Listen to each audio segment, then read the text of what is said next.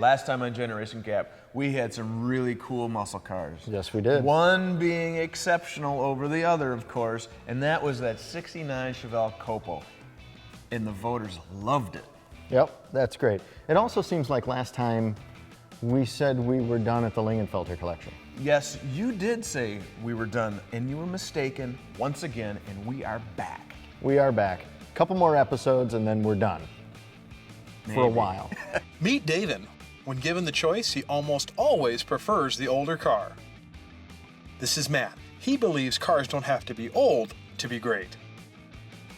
Each episode, we give them a category, they pick their favorites, and you decide who's right. So today we're talking pickup trucks, but pickup trucks. Yeah, that's definitely with a wink and a nod, because these are a little lower than your average pickup truck, and I'm guessing gonna ride a little nicer. A little more like a car, I'd imagine. But still has a bed. Right, for golf clubs. Let's look at the specs.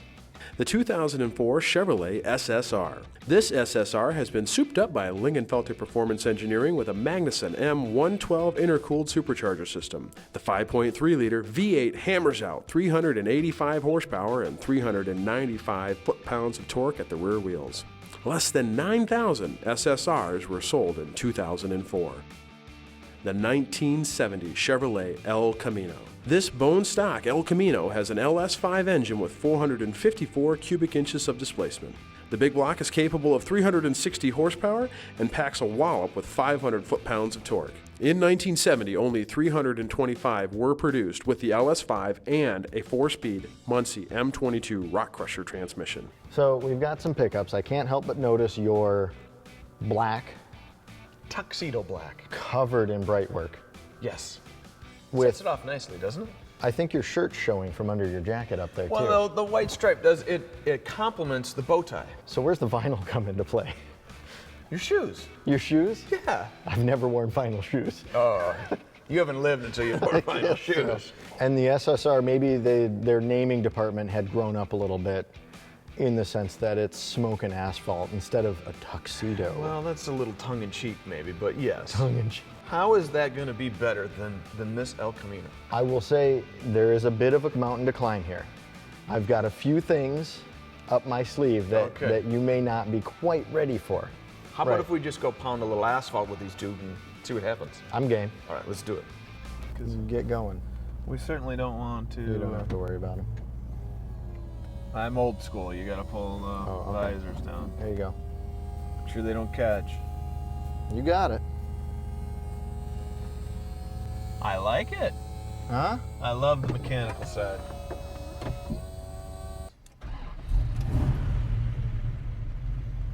Don't you love a big block? It has some grumble to it, I'll admit. From this view, this car feels like it's as wide as, well, the doors are. But it sticks out another foot. But you got another foot of leeway. It's like, I wonder how many of those got bruised. More than one, I bet. More than one. And from here, I wouldn't know I was in a pickup.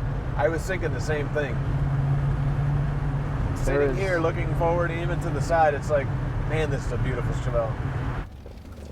See if it goes like a roadster. Let's see if it goes like a roadster.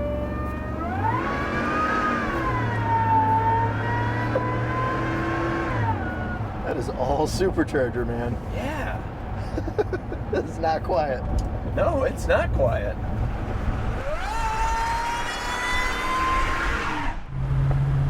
I find myself constantly going 45. Really? Yeah. Cautious. Cautious, or just that 55 is $3,000 in a 454? So it's running a 373 or a 411 gear, right in that range. So she'd be great at the track. Uh-huh. Not on the freeway. At least pocketbook-wise. Definitely not pocketbook-wise.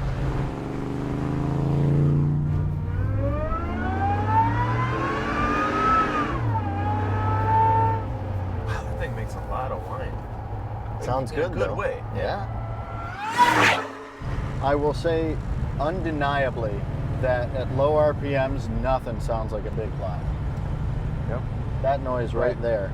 Yep. 1800, Yes. a little bit of lug Is to that it. nice? It's a good sound. You can hear the displacement.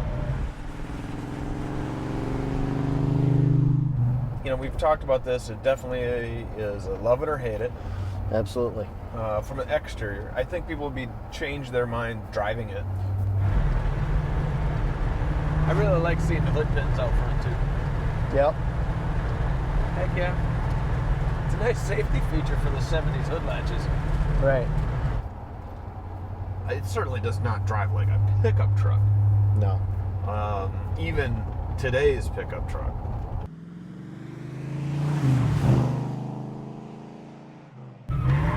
Whoops. Whoops. Must have been some sand there. Must have been.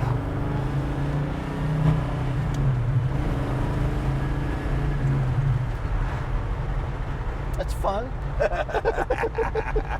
It's fun. I think this would be a really fun truck with the top down. I think you're right. That's nice. Get some sun on your face. I like that. Whoops. Top down, the drive just changed 100%. Right? And I'm not just being the obvious, duh, I can see outside and it's windier. Right. The feeling changed. It's not sedate anymore. It's a little more exciting. Yep. Well, Matt, what did you think of that drive? I liked the El Camino. I know you did. But that's not to say I liked the El Camino. Let me get this straight. I like a Chevelle with a 454. Okay. As long as I didn't look in any of the mirrors, I had no idea I was in something with a pickup truck bed. But at the same time, if I'm only going to have 2 seats, I don't know if that's my choice. Well, I don't know that that's my choice with 2 seats either. Now, drop the top, a whole different vehicle, and it is nicer. I think the SSR is really designed to have the top down almost all of the time. Right. It's a So good what do you setup. think? Should we compare notes, see where we land? Let's count these down and see how it ends up. All right. First category, performance. Yes, indeed.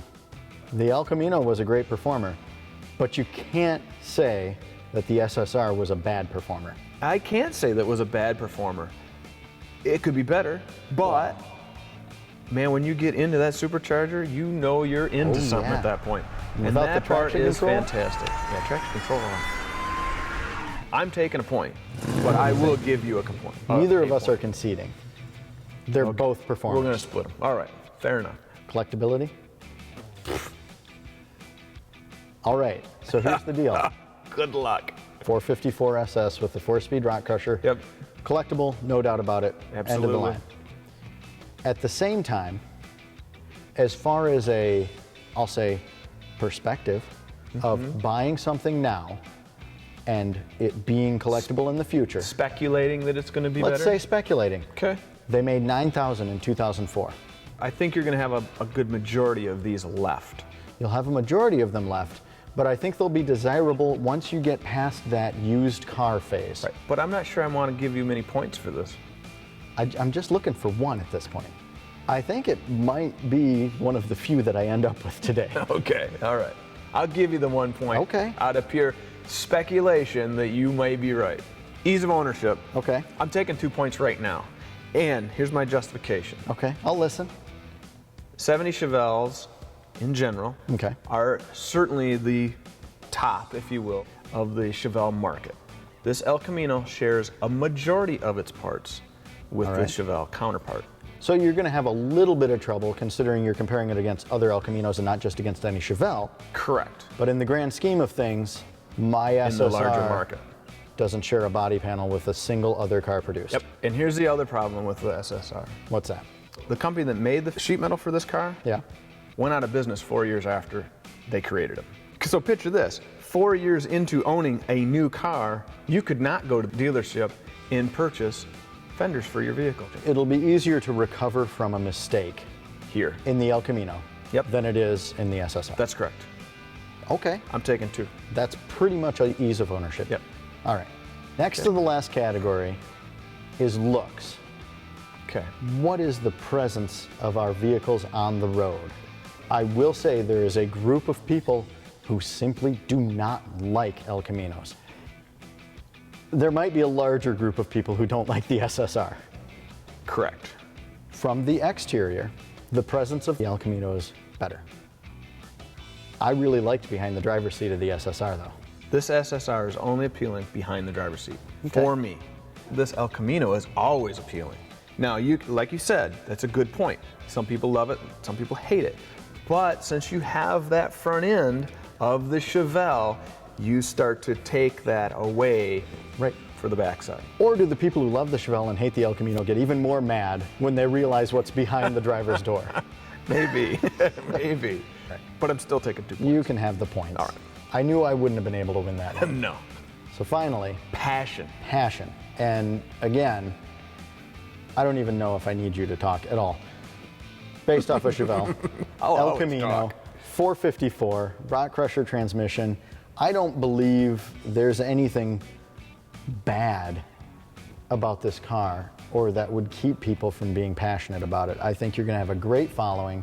You get the muscle, but you also get the little bit of weird. Uniqueness. The unique crowd. Whereas the SSR, It's all unique? yeah. Its mother loves it. Yes. Mother GM loves this car. Most people walk up to a car and see the outside skin, they forget about everything else. Right. And the styling on this is a little tough. I believe there is a lot of heart and soul in driving it though. So Agreed. It's still a Chevrolet. with that feel in mind, I think your El Camino might be I think the so. victor. I have to agree Of passion. 100% with you. So I'll take those 2 points as well. You don't even need to argue the point. All right, good. Okay, Matt, we've made our comparison. We have. I am impressed with the subtleness of placing Chevy bow ties all around the vehicle without being them blazing. Teeny tiny. And I also loved the door locks being the exact same Yes. as your El Camino. I know, isn't that funny? It was a great thought. It was a well thought out vehicle. And I do believe it was one of those cases where GM showed the SSR, everybody went crazy and everybody had to have one. And then when they released it, nobody wanted it anymore. Right, and you have to applaud GM for going, all right, we're gonna do something different. Let's try it, let's go for it. If we fail, we fail. If we don't, we don't. And for every failure, how many things have they done successfully? At the end of the day, it wasn't a bad car. It was just not great. So what you're saying is my El Camino wins. You won. That's fine. All right. Go ahead. So, but we still need your vote. Click the link below, cast your vote, let us know what you think, and who knows? We'll see how it goes. And not only that, we're going to be here again next time for the grand finale with the grand tourers for the family. Ooh.